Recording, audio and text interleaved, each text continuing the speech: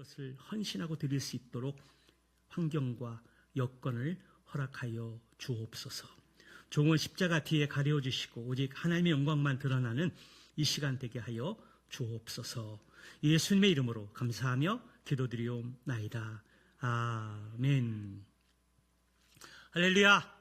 우리가 지난주에 추수감사주의를 하나님 앞에 드리면서 함께 간증들을 나누고 교회 마당에서 함께 식사하는 시간들을 가졌었는데요.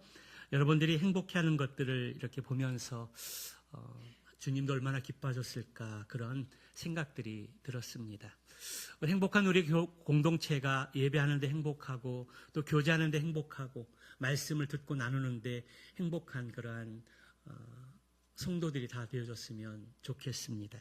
그 은혜와 사랑들을 우리만 나누고 경험하는 것이 아니라 우리 가족과 주변의 사람들에게도 전할 수 있고 하나님의 사랑을 흘러보낼 수 있는 축복의 통로가 되시기를 다시 한번 축복합니다. 카피라이터, 기업의 광고를 이렇게 받아서 그 광고를 더 잘 만들어가는 카피라이터가 있는데요. 이만재 씨라고 있습니다. 막 전엔 찐빵의 저자이기도 한데요. 그분이 또 이러한 책을 썼습니다. 교회에 가지 않는 77가지 이유. 세상의 사람들이 교회에 가기 싫어하는 77가지 이유가 있는데 그 중에 5가지를 뽑아보면 왜 현대인들이 교회에 가기를 싫어하는가, 꺼리는가, 거기에 대한 5가지 이유를 말씀하면 첫째는 기독교의 첫 인상이 너무 시끄럽고 유난스럽다는 것입니다. 두 번째는 교회 다니는 사람들이 집안 일을 소홀히 하고 있다는 것입니다. 세 번째는 교회가 각종 모임에 참석하기를 지나치게 강요하고 또 참석하기 때문이라는 것입니다. 또 네 번째는 기독교인들이 너무나 배타적이고 고리타분하기 때문이라는 것입니다. 5번째 잘 들으셔야 되는데요. 5번째는 교회와 세상이 다를 것이 없기 때문이라는 것입니다. 첫 번째부터 네 번째까지는 어느 정도 이해가 되어집니다. 공적인 모임과 행사가 있다면 교회에 많이 나올 수 있고 또 보수적인 신앙 때문에 세상에 그렇게 보일 수 있습니다. 그러나 5번째의 차이가 없다면, 교회와 세상이 차이가 없다면 그것은 참으로 심각한 문제입니다. 이 말인즉 교회 다니는 사람과 다니지 않는 사람이 별 차이가 없다는 말과 같다는 것입니다. 교회 다니기 싫은 이유, 그 많은 이유들 중에 가장 큰 핵심이 교회와 세상이 다를 바가 없다는 것입니다. 다니는 사람과 다니지 않는 사람의 구분점이 없다는 것입니다. 교회에 가서 보니까 말도 많고 시기 질투도 하고 세상의 평가 기준과 별로 다를 것이 없다는 것입니다. 그래서 교회에 다녀봐도 별로 좋은 것이 없다는 것입니다. 성도 여러분, 여러분은 어떻게 생각하십니까? 다니엘 기도회 11차 강사였던 카나다에서 목회하시는 박신일 목사님, 그분이 말씀을 전하기 전에 여러 가지 질문들을 던졌는데요. 그 중에 첫 번째 질문이 우리가 주님을 믿느냐 아니면 믿는 척 하느냐입니다. 지금 우리가 예배를 드리고 이 자리에 있는데 우리가 예수를 믿느냐 아니면 믿는 척 하느냐 질문입니다. 교회와 기독교인들 사이에 이 시대에 거센 도전을 받고 있는데 너희가 믿는 하나님이 살아계시냐? 너희가 믿는 하나님이 진짜냐? 하나님이 전능하시냐? 하나님은 선하시냐? 그런데 세상은 그렇지 않다라고 생각하면서 기독교를 공격하고 비난하고 있습니다. 그 이유는 보이지 않는 하나님을 믿는 너희들이 우리와 다를 바가 없기 때문이라는 것입니다. 그게 사실이라면 그것은 참으로 심각한 문제가 아닐 수 없습니다. 교회와 세상이 다를 바가 없고 믿는 사람과 믿지 않는 사람이 전혀 구분점도 없고 다를 바도 없고 똑같다? 이거는 참으로 심각한 문제입니다. 그러므로 이 시대는 예수를 믿는 그 신앙이 진짜 믿음이냐 아니면 가짜 믿음이냐, 우리의 삶으로 그것을 세상에 증명해야 합니다. 내가 예수 믿는 사람인데 무엇으로 그것을 증명할 수 있고 무엇으로 그것을 믿지 않는 사람들을 설득할 수 있냐라는 것입니다. 내 믿음이 진짜 믿음인가? 아니면 가짜 믿음인가? 여러분, 이 말을 그냥 한번 듣고 흘려보내지 마시기 바랍니다. 내 믿음이 진짜 믿음인가? 가짜 믿음인가? 그런데요, 그 믿음은 어떤 느낌이나 추상적인 것이 아닌 말씀에 근거로 한 실제적인 믿음이 되어야 한다는 것입니다. 그렇지 않으면 그 믿음은 기복신앙, 기복신학에 치우쳐질 확률이 너무나도 많이 있습니다. 오늘 본문의 말씀 보게 되면 예수님의 공생의 사역 가운데 후반부에 해당하는 말씀인데요. 전반부의 사역의 주류는 말씀을 전하면서 병자들을 고치시고 표적과 기적을 통해서 하나님 나라가 어떤 나라인지를 우리 주님께서 증명하셨습니다. 그리고 이제 후반부는 예수님이 십자가를 지기 위해서 예루살렘으로 올라가는 장면이 이 말씀 이후에 그려지고 있습니다.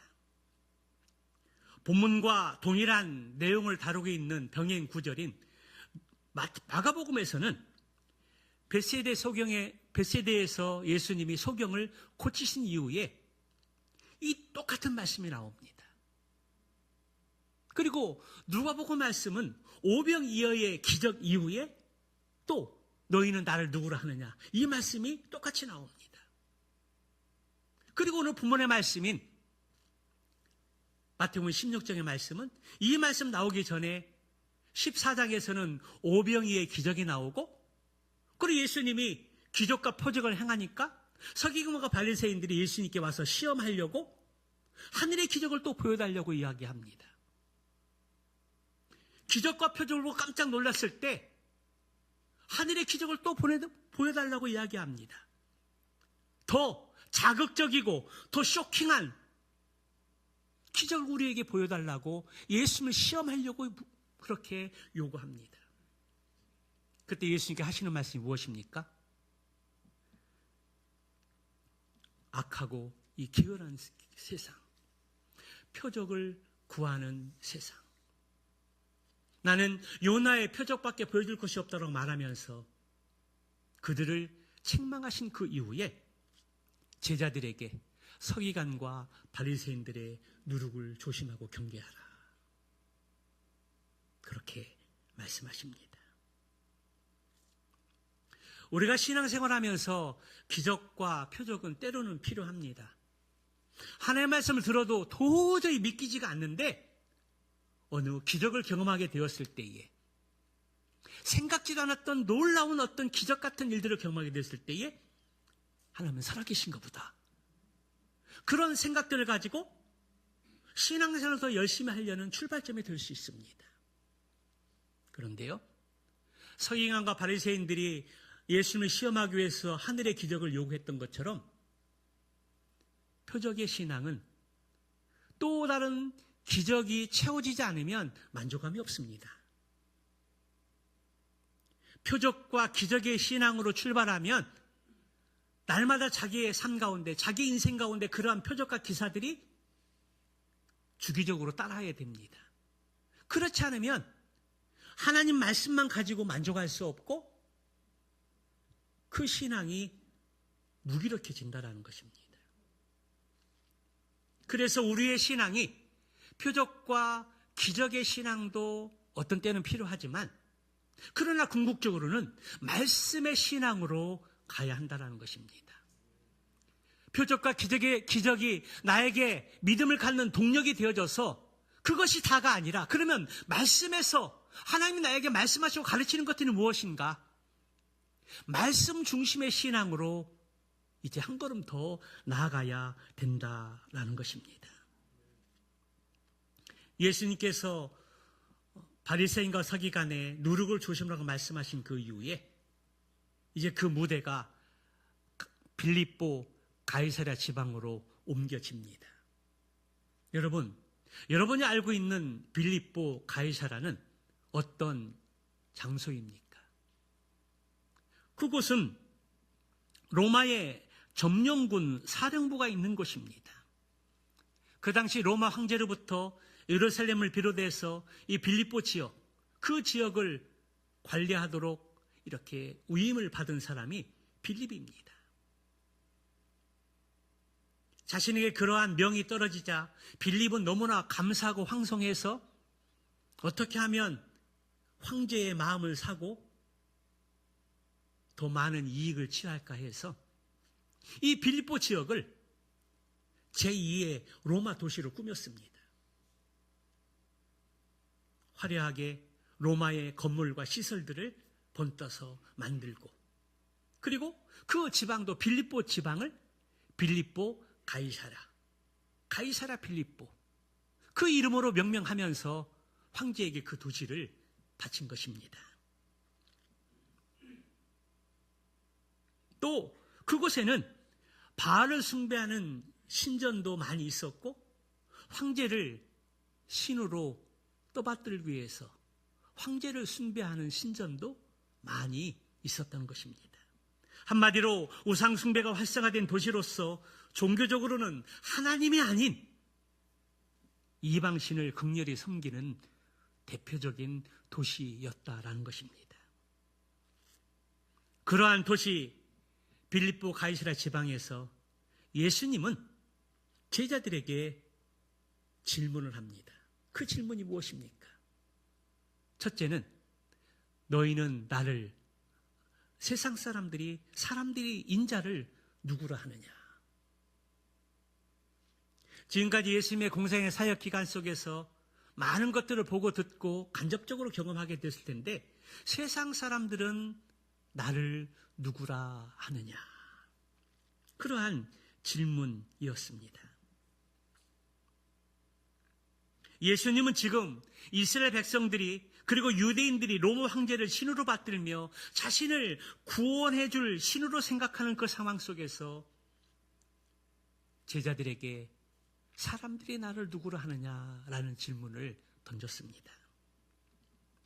예수님의 질문에 제자들은 어떻게 답변했습니까? 제자들은 사람들이 말하는 대로 예수님께 대답을 합니다. 어떤 사람들은 예수님을 죽은 침례 요한이 다시 살아난 부활체라고 이야기하기도 하고, 또 어떤 이들은 강력한 믿음과 기적을 통해 하나님의 능력과 권위를 증명한 엘리야 선지자라고 이야기합니다. 또 다른 이들은 눈물로 유다의 죄악을 지적했던 눈물의 선지자 에레미야라고 이야기를 하기도 하고, 또 다른 사람들은 많은 선지자 중에 한 사람이라고 이야기를 합니다. 성도 여러분, 내가 알고 있는 지인들이 예수님 전하고 교회 가족 이야기할 때 그분들이 예수님에 대해서 어떻게 알고 있습니까? 뭐라고 이야기합니까? 세상의 사람들은 예수님을 일컬어 석가모니, 공자, 소크라테스 혹은 마호메트 중에 한 사람, 4대 성인 중에 한 사람으로 알고 있습니다. 이슬람 경전 코란에 보게 되면 예수님을 하나의 예언자로 이야기합니다. 불교의 달라이 라마는 예수님을 많은 보살들 중에 하나라고 그렇게 생각합니다. 하버드 대학의 하비 콕스 교수는 윤리의 가르침을 주는 랍비로 규정하고 있습니다. 하지만 예수님은 제자들이 세상 사람들이 예수님을 어떻게 생각하는지, 그리고 세상 사람들이 어떻게 말하는 것에 대해서 만족하지 않으셨습니다. 그리고 두 번째 질문을 던지시는데요. 두 번째 질문이 무엇입니까? 그렇다면 너희는 나를 누구라 하느냐? 처음에는 사람들이 나를 누구라 하느냐 물으셨고, 두 번째는 그렇다면 너희는 나를 누구라 하느냐? 이제 이 질문이 객관적인 질문에서 주관적인 질문으로 초점이 맞춰지고 있습니다. 세상에 이야기하는 회자되는 예수님이 어떤 분인가에 대해서 그렇다면 너는 예수님을 누구라 하느냐라고 주관적인 질문을 던지고 있습니다.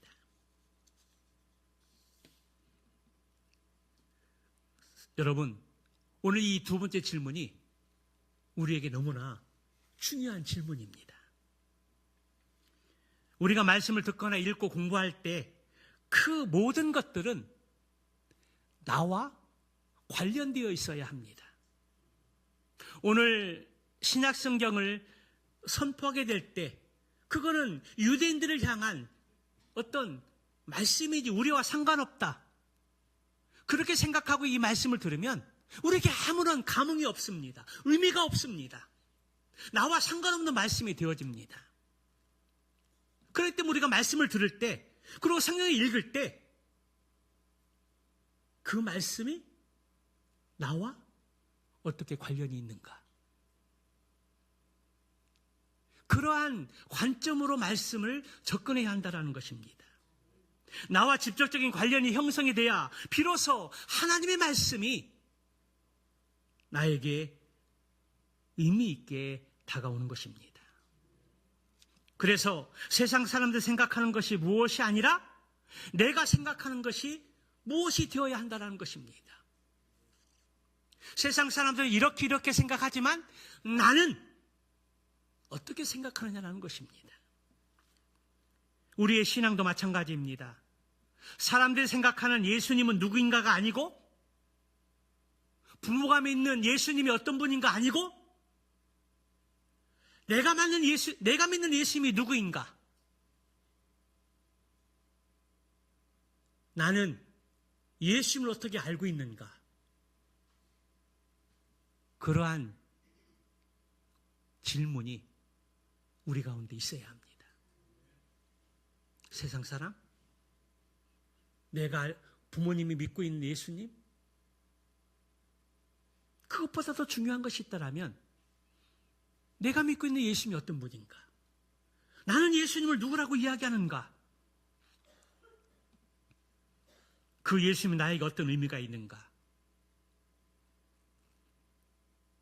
그러한 방식으로 접근하고 그러한 마음으로 말씀을 들어야 우리에게 의미 있게 전달된다라는 것입니다. 생각해보면 우리가 사는 세상도 빌립보 가이사라 도시와 다르지 않습니다. 사람들은 세상의 가치나 가르침이 아닌, 성경의 가치나 가르침이 아닌 세상의 가치와 세상의 철학을 추구합니다. 요즘 세상 사람들은 하나님을 외면하고 있고 예수 믿는 우리 또한 당당하지 못할 때가 많이 있습니다. 이러한 세상을 사는 우리에게 주님은 너희는 나를 누구라고 하느냐? 이렇게 묻고 있다라는 것입니다. 그때 주님의 제자였던 베드로가 어떻게 답변합니까? 우리 16절의 말씀 한번 같이 읽어보도록 할까요? 같이 봅니다. 시작. 시몬 베드로가 대답하여 이르되 주는 그리스도시요 살아계신 하나님의 아들이시니이다. 할렐루야. 여러분, 지금 베드로의 답변, 너희는 나를 누구라고 하느냐? 예수님이 질문하셨을 때 베드로가 대답합니다. 주는 그리스도시요 살아계신 하나님의 아들이십니다. 이 대답과 고백이 동일한 저와 여러분의 답변이 되시기를 축원합니다. 그렇습니다. 우리 예수님은 베드로의 고백처럼 그리스도시요 살아계신 하나님의 아들이십니다. 입니다. 여기 그리스도라는 이 말은 기름 부은 자를 의미하는데요. 구원자, 메시아의 뜻을 가지고 있습니다. 성경에는 세 부류에게만 기름을 부으셨는데요. 그 대상이 바로 왕과 제사장과 선지자들입니다. 왕과 제사장과 선지자들이 이스라엘 백성들에게 참으로 삶 속에서 굉장한 중요한 의미를 가지고 있는데요. 왜냐하면 혼란스러운 나라 안팎의 정세 속에서 왕은 이방인들의 침략으로부터 자신들을 보호하고 지켜주는 왕이기 때문에 그렇습니다. 또 인생을 살면서 무거운 짐과 죄의 짐들을 지고 갈 때에 제사장은 백성들을 대신해서 하나님 앞에 나와 기도하고 그리고 제사, 예배를 통해서 우리를 대신해서 예배를 드려주는 존재였습니다. 그리고 인생의 갈림길에서 우리가 어떻게 살아야 할지, 어떤 길로 가야 할지 몰라서 방황하게 될 때 선지자들은 하나님의 분명한 뜻을 가르쳐 주시고 말씀해 주시고 우리를 또 하나님 말씀에 바로 설 수 있도록 이끌어주는 존재들이었기 때문입니다. 그래서 그들의 삶 속에 왕과 제사장과 선지자들은 이스라엘 백성들에게 참으로 중요한 존재들이었습니다. 그래서 이스라엘 백성들은 하나님께서 보내시겠다라고 약속한 메시아를 소망하면서 우리의 참된 왕이요, 우리의 참된 제사장이며 우리의 참된 선지자 되시는 그분이 하나님의 약속대로 우리에게 보내질 것들을 소망하면서 기도하는 가운데 기다렸던 분이었습니다. 그런데 지금 베드로는 황제가 당연히 나의 주인이요 나의 신이라고 인정하는 환경과 문화 속에서 베드로는 예수님만이 나의 왕이십니다. 예수님만이 나의 제사장이십니다. 예수님만이 나의 선지자이십니다라고 그렇게 고백했던 것입니다. 베드로는 주는 그리스도시요 살아계신 하나님의 아들이십니다. 이 그리스도시라고 고백 뒤에 살아계신 하나님의 아들이시라고 고백하는 것을 빼놓지 않았습니다. 그렇습니다. 우리가 믿는 하나님은 현존하시며 살아계신 하나님이십니다. 죽은 자가 아니고 또 죽어서 무덤에 묻혔지만 다시 성경대로 사흘 만에 부활하신 살아계신 주님이십니다. 살아계시기 때문에 현재 살아가며 믿고 따르는 우리에게 때마다 일마다 임재하시고 우리와 함께 하시고 우리를 통해 일하시는 하나님이라는 사실입니다. 우리가 믿는 하나님을 살아계신 분으로 고백하는 것은 온갖 잡다한 신들과의 차별성을 두는 고백이요 믿음이라는 것입니다. 그러므로 우리는 하나님의 임재 속에서 날마다 살아가야 합니다. 살아계신 하나님이 나의 삶의 현장에서 함께 숨쉬고 동행하신다는 확신 가운데 살아가야 한다는 것입니다. 이런 하나님의 임재가 나의 모든 삶의 영역 속에 있다면 당연히 죄를 미워하게 되고 그리고 우리가 보다도 하나님 앞에 거룩하고 순결한 삶을 추구하면서 살아가게 될 것입니다.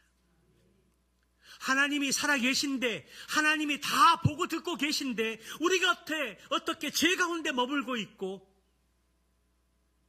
우리의 정욕대로 살 수 있겠습니까? 하나님이 살아계시는 것을 믿고 지금 우리와 함께 하시고 우리와 동행하시는 그분이 내가 믿는 하나님이라면 우리는 죄 가운데 민감해야 되고 우리의 몸을 하나님의 성전으로서 거룩한 몸으로 하나님 앞에 드려야 되는 것이 마땅합니다. 로마 황제를 주인으로 그렇게 고백하던 그 상황 속에서 참으로 베드로는 놀라운 고백을 드렸습니다.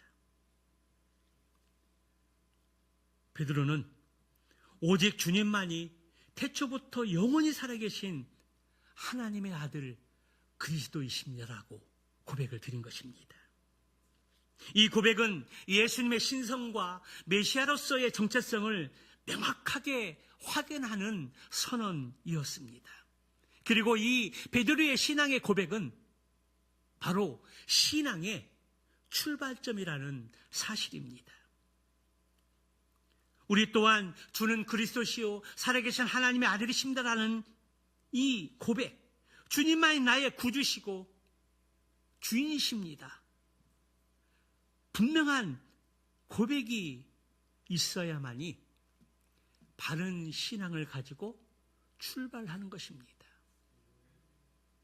이 고백이 전제되지 않는 한 그 신앙은 바르게 설 수 없습니다.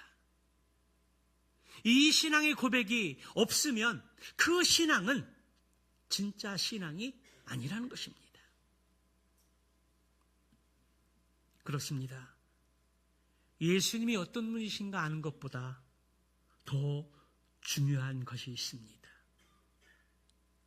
그것은 예수님을 구주로 내 삶의 주인으로 믿느냐 하는 것입니다.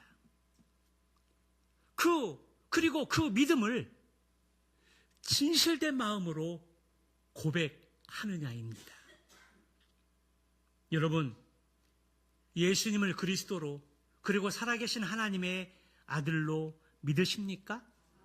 아멘이십니까? 아멘, 아멘. 그렇습니다.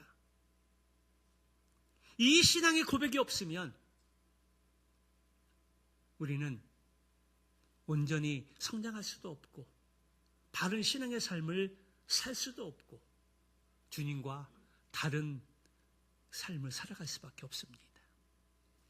그런데 베드로는 지금 로마 황제를 신으로 그리고 구주로 주인으로 고백하고 또 살아가는 그 상황 속에서 주님은 그리스도시요 살아계신 하나님 아들이십니다. 이 놀라운 고백을 드렸던 것입니다. 베드로가 이러한 신앙의 고백을 드리게 되었을 때 예수님의 반응은 어떠했습니까? 우리 17절의 말씀을 한번 같이 읽어보도록 할까요? 같이 봅니다. 시작. 예수께서 대답하여 이르시되 바요나 시몬아 내가 복이 있도다. 이를 내게 알게 한 이는 혈육이 아니요 하늘에 계신 내 아버지시니라. 아멘. 지금 베드로가 주는 그리스도시요 살아계신 하나님의 아들이십니다 이렇게 고백했을 때 예수님이 베드로를 칭찬합니다. 그러면서 말씀하시기를 이렇게 고백할 수 있었던 것은 너의 어떤 지식이나 이성이나 자의적인 것이 아니라 하나님께서 그렇게 고백할 수 있도록 인도하셨다는 겁니다. 맞습니다. 성령이 아니고서는 우리가 주님을 주라고 고백할 수 없습니다. 지금 베드로가 주는 그리스도시요 살아계신 하나님의 아들이십니다. 이 고백은 하나님이 하게 하신 사실입니다. 성령이 아니고서는 주라 할 수 없느니라. 이것이 놀라운 하나님의 은혜라는 사실입니다. 그리고 베드로에게 놀라운 복을 약속해 주시는데요. 그 약속의 말씀이 무엇입니까? 하나는 반석 위에 교회를 세우시겠다라는 약속입니다. 다시 말하면 베드로의 신앙의 고백 위에 교회의 터로 삼으시겠다라는 약속입니다. 여기에 교회의 터는 인간 베드로일까요? 아니면 베드로의 신앙의 고백일까요? 이 질문은 오랫동안 토론되어 온 논제였습니다. 인간 베드로다? 베드로의 신앙의 고백이다? 그러한 토론이 많이 있었습니다. 그런데 만일 반석을 베드로라고 한정한다면 베드로가 죽어버린 지금에는 교회가 어디 위에 서 있어야 하는가? 교회의 정통권은 무엇을 기준으로 해야 하는가? 문제가 생깁니다. 그런데 지금 카톨릭은 베드로를 대신해서 다음에 그 베드로를 이어가는 그 존재가 교황이라고 이야기합니다. 그래서 카톨릭에서는 교황에게 천국을 갈 수 있는 열쇠를 가지고 있다라고 이야기합니다. 그래서 그들이 어디까지 타락하냐면 종교시대에 보게 되면 사람이 죽어서 연옥이라는 곳, 지옥이라는 곳을 갔는데 헌금을 많이 하면 연옥에서 다시 천국을 갈 수 있다라는 면죄부를 판매한 겁니다.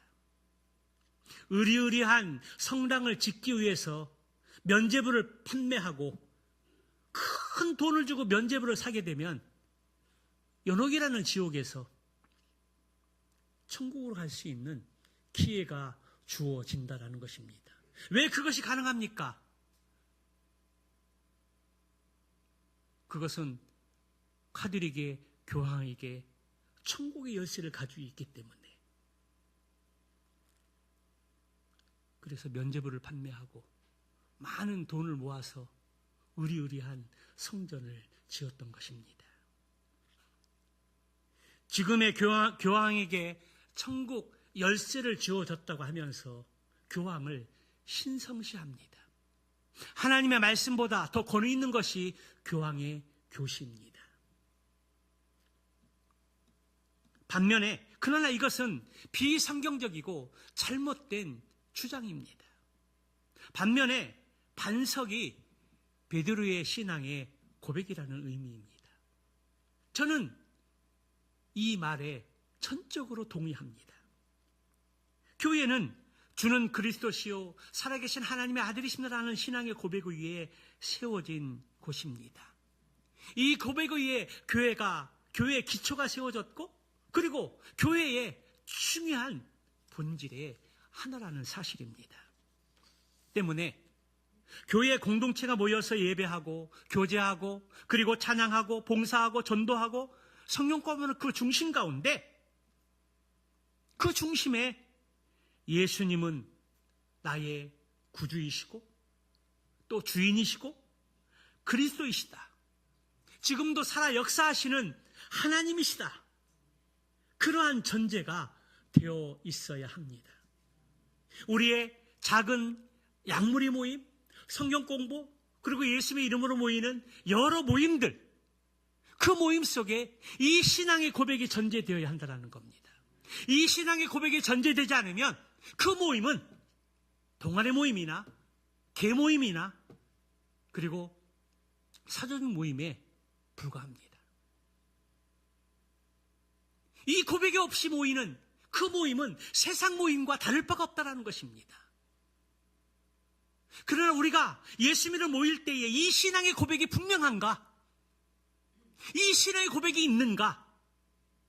그것이 전제되어야 합니다.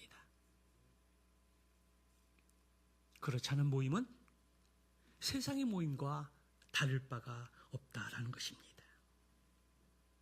그러면 오늘 예배 드리는 모든 분들은 주는 그리스도시요 살아계신 하나님의 아들이십니다.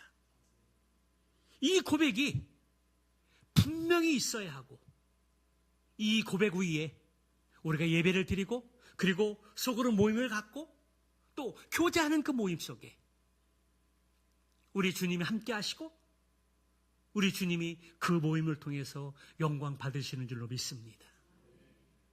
바라기는 오늘 예배뿐만 아니라 우리의 양무리 모임과 소그룹 모임과 각종의 모임 속에서 주는 그리스도시요 살아계신 하나님의 아들이십니다. 이 고백이 전제된 그 위에 우리의 모임을 갖고, 그리고 그 모임은 세상의 모임과 다른, 누가 봐도 그리스도인의 모임이라고 인정받을 수 있는 그런 모임으로 갈 수 있는 저와 여러분 되시기를 주님으로 축원합니다. 베드로가 그러한 신앙의 고백을 들었을 때 또 하나 주님이 주신 약속의 복이 있습니다. 그것이 무엇입니까? 천국 열쇠를 주겠다는 약속입니다. 할렐루야.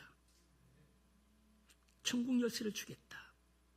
예수님은 베드로의 신앙의 고백 위에 교회를 세우시겠다고 말씀하시고 또 하나 복을 말씀하시는데 천국의 열쇠를 내게 주노니 그렇게 말씀하십니다. 예수님은 주님을 그리스도시요 살아계신 하나님의 아들이십니다라고 고백하는 사람 누구에게나 천국 열쇠를 동일하게 주신다는 사실입니다. 여러분 믿으십니까? 천국문을 열고 닫는 열쇠는 베드로의 신앙의 고백과 같이 동일한 고백을 드리는 모두에게 주시는 하나님의 선물이라는 사실입니다. 그렇습니다. 주는 그리스도시요 살아계신 하나님의 아들이십니다. 그 고백 속에 담겨져 있는 것들을 포함해서 그 고백을 드리는 누구든지 천국의 열쇠를 주신다는 사실입니다. 그런데 19절에 보게 되면 한번 우리 같이 읽어보도록 할까요? 같이 봅니다. 시작. 내가 천국 열쇠를 내게 주리니 내가 땅에서 무엇이든지 매면 하늘에서도 매일 것이요 내가 땅에서 무엇이든지 풀면 하늘에서도 풀리리라 하시고. 천국 열쇠를 주시면서 그렇게 말씀하십니다. 땅에서 무엇이든지 매거나 풀면 하늘에서도 그렇게 똑같이 하겠다라는 겁니다. 여러분, 이 말씀은 무엇을 말씀하시는 것일까요? 여기 어떤 비밀이 있을까요? 내게 천국 열쇠를 주노니 땅에서 매면 하늘에서 매일 것이요 풀면 하늘에서 풀릴 것이다. 여러분, 이것은 뭐를 이야기하는 것일까요? 어떤 분은 기도에 대한 것도 말씀하시는데 저는 전도로 봅니다. 복음 사명입니다. 천국 열쇠를 가진 사람이, 신앙의 분명한 고백을 드린 사람이 주님으로부터 천국 열쇠를 받게 되고, 그 천국 열쇠를 가진 사람이 이 전도의 사명, 복음의 사명을 통해서 이 사명을 감당할 때 그를 통해서 믿는 사람들이 천국의 열쇠를 동일하게 갖게 되고, 그 복음을 거절하는 사람들이 천국 열쇠를 갖지 못한다는 사실입니다. 그렇습니다. 먼저 믿은 우리에게 중요한 사명이 있는데요. 신앙의 고백을 통해서 천국 열쇠를 받은 우리는, 먼저 믿은 우리는 한 사람의 영혼을 구원해서 천국 열쇠를 받게 하는 은혜를 경험할 수 있고, 내가 복음을 전하지 않아서 천국 열쇠를 받지 못하게 할 수 있다는 것입니다. 여러분, 이것이 얼마나 놀라운 축복이면서 두려운 일입니까? 나를 통해서 한 사람의 영혼이 천국 열쇠를 받게 되고, 나를 통해서 한 사람의 영혼이 천국 열쇠를 받지 못할 수도 있다는 것입니다. 그렇습니다. 땅에서 매면 하늘에서도 매이고, 땅에서도 풀면 하늘에서도 풀릴 것이다. 귀한 전도의 사명입니다. 전도의 복음을 통해서 누구든지 예수 그리스도의 죽으심과 부활하심을 믿고 죄를 회개하면 구원을 받는다는 사실입니다. 그 핵심이 누가복음 24장의 말씀에 기록되어졌는데요. 우리 한번 읽어보도록 할까요? 같이 봅니다. 시작. 또 이르시되 이같이 그리스도가 고난을 받고 제3일에 죽은 자 가운데서 살아난 것과 또 그의 이름으로 죄사함을 받게 하는 회개가 예루살렘에서 시작하여 모든 족속에게 전파될 것이 기록되었으니 너희는 이 모든 일의 증인이라. 이 말씀에 보면 중요한 핵심의 단어가 있는데요. 고난입니다. 예수님이 나의 죄 때문에 많은 고난을 받으셨습니다. 그리고 두 번째는 죽으심과 다시 살아나신 것입니다. 나의 죄 때문에 예수님이 고난받고 죽으셨지만 성경대로 사흘 만에 부활하셨다는 것입니다. 그리고 또 하나가 무엇입니까? 죄사함을 받게 하는 회개. 여기 복음의 메시지가 다 있습니다. 예수 그리스도의 고난, 죽으심과 부활, 그리고 죄사함을 받게 하는 회개. 이것을 전하는 복음의 증인이라고 우리가 부름을 받고 세움을 받았다는 것입니다. 이 사명이 베드로에게 주어졌고 다른 사도들에게 주어졌고 또 다른 제자들에게 주어졌습니다. 그리고 오늘 예수 그리스도를 믿는 이 신앙의 고백을 하고 있는 우리에게, 먼저 믿은 우리에게 이 사명이 주어졌다라는 것입니다. 나를 통해서 다른 사람의 천국 열쇠를 얻을 수 있고 얻지 못할 수 있다는 사실입니다. 우리는 지난 10월 13일 새생명 전도 축제를 통해서 천국과 지옥에 대한 너무나 놀라운 간증을 들었습니다. 그리고 기후에 몇 번의 행사들이 있었지만 그 시간들을 제외하고는 계속해서 천국과 지옥에 대해서 오늘까지 말하고 있습니다. 여러분, 우리가 어떻게 천국에 갈 수 있고 또 어떤 사람이 지옥에 갑니까? 분명한 것은 그가 예수님을 믿느냐 믿지 않느냐입니다. 예수님을 믿으면 천국 가고 예수 믿지 않으면 지옥 간다는 겁니다. 로마서 10장 9절 10절의 말씀이 그것을 증명하고 있습니다. 우리의 믿음의 대상이 예수님이시고 믿음의 내용이 예수님의 죽으심과 부활하심입니다.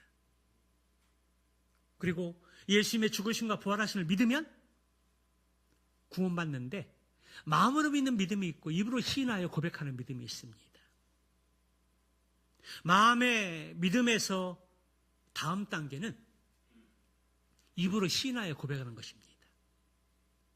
주는 그리스도시요 살아계신 하나님의 아들이십니다. 예수님이 나의 죄 때문에 고난을 받으시고 십자가에 달려 돌아가셨다가 성경대로 살면 부활하시고 승천하셨습니다. 이제 철저한 자백과 회개를 통해서 우리가 죄 사함을 얻을 수 있고 구원받을 수 있습니다. 이것은 변함없는 진리입니다. 천국과 지옥, 천국이 어떤 것이고 지옥이 어떤 것인지 부분적으로 말씀을 드렸습니다. 그렇다면 누가 천국에 가고 누가 지옥에 가느냐? 그것은 예수님을 믿느냐? 믿는데 무엇을 믿느냐? 예수님의 죽으심과 부활하심입니다. 그리고 죄사함을 얻게 하는 철저한 회개와 자백이 있어야 합니다. 오늘 베드로 신앙의 고백처럼 주는 그리스도시요 살아계신 하나님의 아들이십니다. 이 분명한 신앙의 고백이 있는 자는 천국의 열쇠를 받게 되고 이 신앙의 고백이 없는 사람들은 천국의 열쇠를 받지 못합니다. 이것은 저의 말이 아니고 성경의 말씀입니다. 하나님의 약속의 말씀입니다. 베드로가 예수님께서 너희는 나를 누구라 하느냐? 주는 그리스도 살아계신 하나님의 아들이십니다. 바요나 시므나 내가 복이 있도다. 그리고 너에게 복을 주는데 그 신앙의 고백을 위해 내가 몸된 교회를 세우겠다. 터로 삼겠다. 그리고 천국의 열쇠를 너에게 주겠다. 그리고 너를 통해서 복음이 전파되고 너를 통해서 복음을 듣고 주님께 돌아오는 자는 천국의 열쇠를 동일하게 주고 복음을 믿지 않고 거부하고 그러는 사람들은 천국의 열쇠를 주지 않겠다는 것입니다. 땅에서는 매이면 하늘에서는 매이고 땅에서도 풀면 하늘에서 풀겠다는 것입니다. 그것이 주님의 약속의 말씀이고 베드로가 받은 거룩한 사명입니다. 성도 여러분, 다시 한번 묻습니다. 너희는 나를 누구라 하느냐? 지금 이 질문이 예수님께 베드로에게 한 질문인, 제자들에게 한 질문인데, 그리고 베드로가 주는 그리스도시요 살아계신 하나님의 아들이십니다라고 고백을 했는데, 베드로가 드린 이 고백이 동일하게 저와 여러분의 확실한 고백이십니까? 확실한 고백 믿습니까? 여러분의 목에 총이 들어오고 총이 겨누어지고 칼이 들어와도 그 고백은 변함이 없습니까? 직장에 다니느냐 못 다니느냐 문제가 걸려있는데 그 고백을 확실히 드릴 수 있습니까? 내가 이 고백을 드냐에 따라서 거래처의 거래가 끊기느냐 계속 유지되느냐 갈림길에 있는데 정말 예수님은 그리스도시요 살아계신 하나님의 아들이십니다 하고 정말 고백할 수 있습니까? 나의 손해와 나의 모든 유익을 포기한다 할지라도 이러한 신앙의 고백을 정말 드릴 수 있습니까? 그 고백이 진실이라면, 거짓이 아닌 진실이라면 여러분은, 그리고 저는 천국의 열쇠를 가진 자입니다. 그러나 아직 믿지 않는 분들이, 그리고 아직 믿지 않는 분들이 내가 전하는 복음을 듣고 예수님을 구주로 믿고 받아들이면 동일하게 천국의 열쇠를 얻는 줄 믿습니다. 그러나 복음을 받아들이지 않고 거부하면 천국이 아니라 영원한 고통이 있는 지옥으로 떨어질 것입니다. 한 주간 이 말씀을 기억하고 묵상하면서 나의 신앙 고백, 주는 그리스도시요 살아계신 하나님의 아들이십니다. 이 신앙의 고백이 어떤 상황에서도 흔들리지 않고 변함이 없이 이 고백 위에 우리의 신앙을 바르게 세워가고 우리를 통해서 아직 믿지 않는 불쌍한 영혼들이 복음을 받아들이고 예수님을 구주로 믿고 죄사함을 받게 하는 회개를 통해서 천국의 열쇠를 얻을 수 있는 그러한 은혜가 저와 여러분들의 삶 가운데 있기를 주의 이름으로 축원합니다.